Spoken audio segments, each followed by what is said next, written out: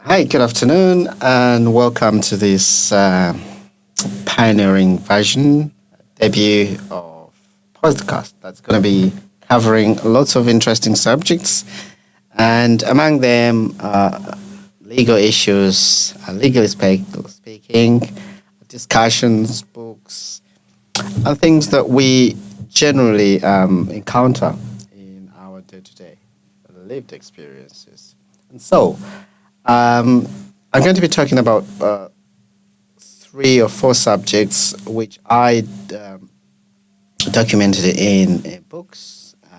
One is the modern day slavery, um, concerning specifically African workers in the Middle East and China, and whether there's a need for a globalized United Nations led response. This is really a synopsis of the issue from official reports, media reports, and most importantly, it will be just an overview of the legal framework. So it's a collection of some of the associated materials on this subject. A disclaimer here: it's not assumed or intended in any way for the collected material to be owned or claimed to be or pass as the original work of the compiling person, i.e., the author of the specific edition of the book. Rather, it's a form of putting together a reference point on the subject for public use by researchers and other interested parties. And the material is left in its original form. So,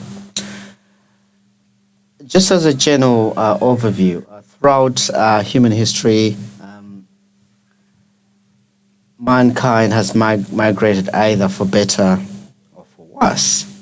And in case of the current issue, just like other parts of the world, African men and women travel to the Middle East and China as visitors, entrepreneurs, or work. And in the recent months and years in the Middle East, right in the middle of a global pandemic, these some of the issues, the traumatic human rights violations, have laid bare the abuse, exploitation, and in some reported cases, worse.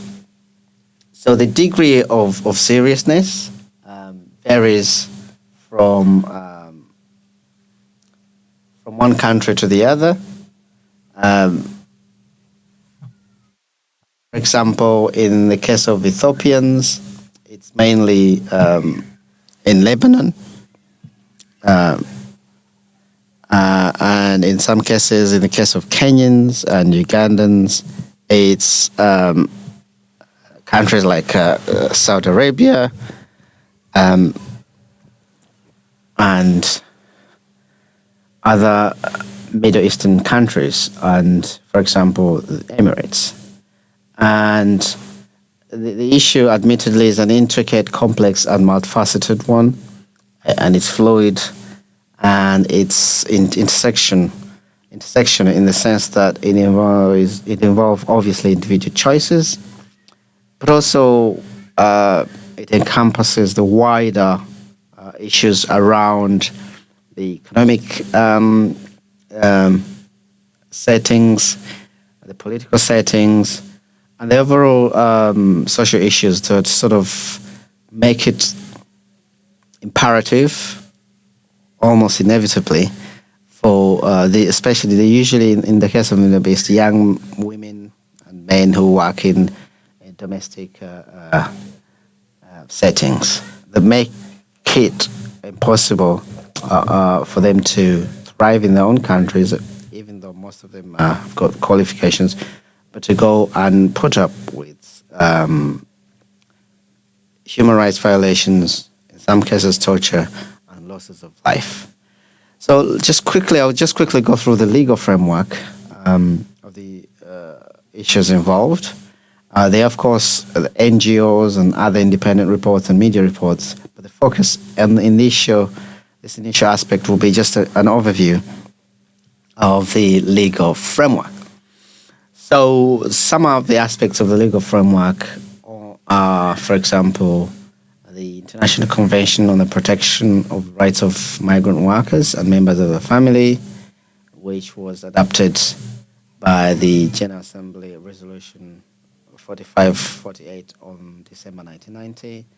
The ISAD, which stands for International Convention on the Elimination of Forms of Racial Discrimination, which China ratified in 1981. The United Nations Expert Committee that monitors state compliance with the ISAD. And ISAD has specifically called on governments, and I quote, to fully implement legislation and other measures already in place to ensure that people of African descent are not discriminated against. Furthermore, there is a slavery convention which was adopted in September 26 by the League of Nations. I think it's under Treaty Series Volume 60, and you can find on page 253 rather. There's the Forced Labor Convention in June 1930 by the International Labour Organization. The Universal Declaration of Human Rights, adopted in Paris on December 1948. There's also the Slavery Convention, as I think I briefly mentioned earlier, December 1953, and it's under Treaty Series Volume 212, page 17. There's another complementary convention on the abolition of slavery, the slave trade, and institution and practices to slavery, 1956. And the convention concerning, brackets number 105, the abolition of forced labor in June 1957, and it's under Treaty Series Volume 320, page 21. And there's a convention on consent to marriage, minimum age for marriage and registration of marriages, referred to in December 1962, under Treaty Series Volume 52, page 231. There's a whole raft of other conventions, legislation, and I'll quickly go through them that could be used, by the way, creatively to counter this vice. The Convention on the Elimination of All Forms of Discrimination Against Women,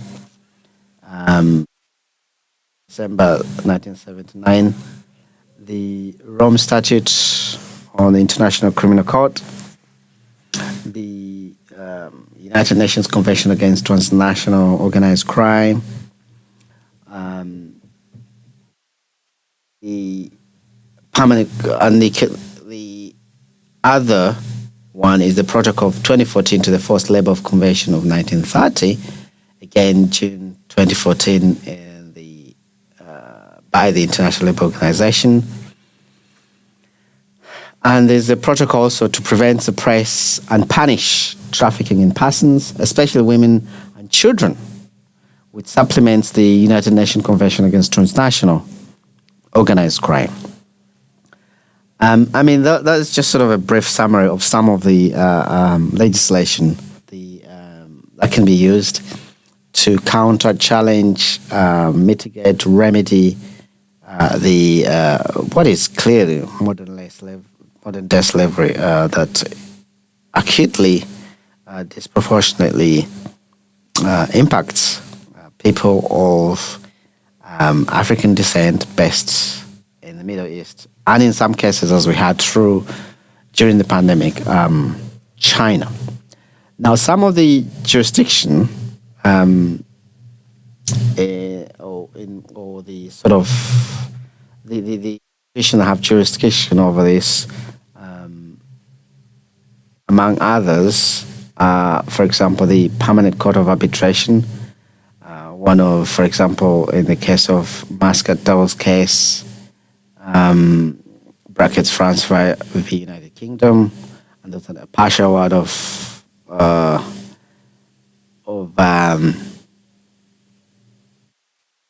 after the case was heard, as a sort of the main sort of gist of that case. the International Court of Justice, for example, the case of Barcelona Traction Light and Power Company Limited. It was Belgium versus Spain. The ICJ reports 1970, page 3.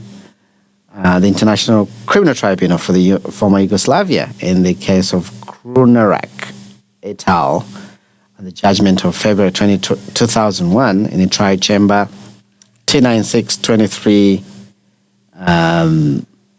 That's a reference, and IT 9623/1 IT. Relates to the case. Another case under the same tribunal, International Criminal Tribunal for former Yugoslavia, where there's a judgment June 2002 in the appeals chamber. We also have European Court of Human Rights as part of that jurisdiction. And one of the examples, the case of Siladin versus France, court number 73316/01, judgment July 2005. The Community Court of the Economic Community of West African States, and the case of Hajatu Mani Korao versus Republic of Niger, and I think it's case number ECW. Judgment was ECWJ/JUD/0608, and the judgment was in October 2008. And last but not least, again, the European Court of Human Rights in the case of Ranci versus Cyprus and Russia, and the case number 2596504/04, judgment in January 2010. And lastly, among the summarizing some of the jurisdictional references is the Inter-American Court of Human Rights in the case of workers of Hacienda Brazil, VAD versus Brazil, and it's Series C number 318, judgment October 2016. So that summarizes the jurisdiction. I'll just briefly mention some of the relevant documents related to this issue. There's a report on the International Commission of Inquiry into the existence of slavery and forced labor in the Republic of Liberia, Monrovia. That was September 1930. Goes back that long. There's some notes on the terms of reference on the Ad Hoc Committee on Slavery by the United Nations Economic and Social Council, 1950. The other reports, such as the one from session on the Committee on Slavery and Economic Social Council, 1950. The number of reports, which I all can't go into right now in the interest of time, but there are special rapporteurs on abolishing slavery and its contemporary forms by Hans Engen, 1955, and Muhammad Awad, 1966. And last but not least, which is one of the things I'm going to mention, there's a report submitted by the Secretary General pursuant to Resolution 388 of the Economic and Social Council of September 1951, slavery, slave trade, and other forms of servitude, January 1953. And lastly, there's the Bellagio Harvard Guidelines on the Legal Parameters of Slavery Research Network on the Legal Parameters of Slavery, March 2012. And so that is really covers some of the legal angle, as I said, really in a brief view on the issues. But I think what is evident is, despite the existence of such extensive legislation and documentation and reports, organizations like the International IOM, the International Organization for Migration, Amnesty International, media houses, and other reports in the media in Africa, countries like Uganda, Kenya, the associated, other media houses, there really hasn't been any fruitful action to to tackle this issue. We know individual countries, for example, Nigeria, have sought to deal with it in a sort of a smaller way by repatriating their citizens.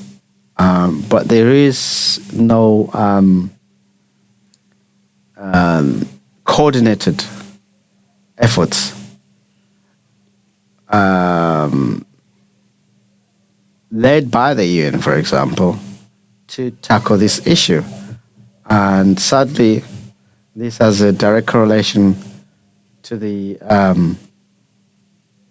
continuing torture, abuse, misuse, and in some cases losses of life to these young men and women who are there trying to earn a living as workers. And so that is what this publication by myself, which is entitled Modern Day Slavery, Workers Not Slaves, Modern Day Slavery, Labor Export and Racism, African Workers in the Middle East and China, a need for a harmonized global United Nations response. It's on online, it's on Amazon, Barnes and Noble, and all other media outlets, retail outlets, and it's by Shem Esquire, so you can look it up. But I hope to have a more detailed discussion on the issue soon. So for now, we're going to a short break, and we'll come back with similar discussion within the same realm of the subject, that's human rights, but on housing, gentrification, and the Magnitsky Act. Thank you, and I'll speak to you soon.